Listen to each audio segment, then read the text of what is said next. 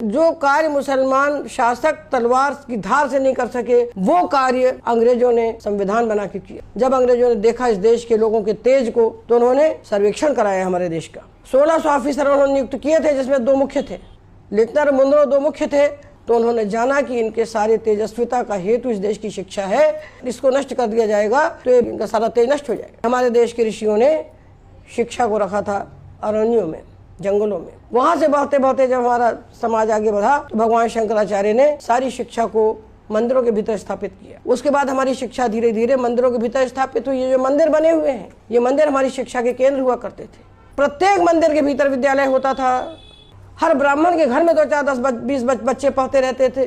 तो ये हमारे शिक्षा केंद्र जो थे, उनमें सब पढ़ाया जाता था। तो 7,32,000 गुरुकुल उन्होंने मंदिरों के भीतर प्राप्त किए और उन गुरुकुलों को उन्होंने तोड़ दिया। वो समझ गए कि इनकी रीढ़ की हड्डी है, इसको तोड़ने से नष्ट हो जाएंगे। तो कैसे तोड़ा? समाज की भिक्षा से समाज की शिक्षा होती थी, और भिक्षा से जो अन्न इकट्ठा होता था, उससे हमारे देश के प्रत्येक व्यक्ति को शिक्षित किया जाता था। इस देश का प्रत्येक व्यक्ति शिक्षित था। ये अंग्रेजों का सर्वेक्षण है। हमारे देश में 100% शिक्षा थी। उत्तर भारत में 98% और दक्षिण में 100%। उत्तर में 98 क्यों हो गई थी? मुस्लिम शासकों के कारण। तो उन्होंने 2 कानून बनाए, और कानून बना के उन्होंने हमको पूरा का पूरा नष्ट कर दिया, जिसका फल हम आज तक भोग रहे हैं। उन्होंने बनाया एक इंडियन एजुकेशन एक्ट। तो इंडियन एजुकेशन एक्ट के तहत उन्होंने क्या किया कि मंदिरों को दी जाने वाली भिक्षा उन्होंने बंद कर दी। तो भिक्षा स्रोत था हमारे विद्यालय को चलने का। धन जो मंदिर में चढ़ाते हैं, भगवान को हमारे अंदर धन की आवश्यकता है क्या? अरे भगवान तो लक्ष्मीपति है, लक्ष्मी निधि है, उनको आवश्यकता हमारे धन की है क्या? तो दूसरा जो कानून बनाया कि संस्कृत जो है असंवैधानिक है।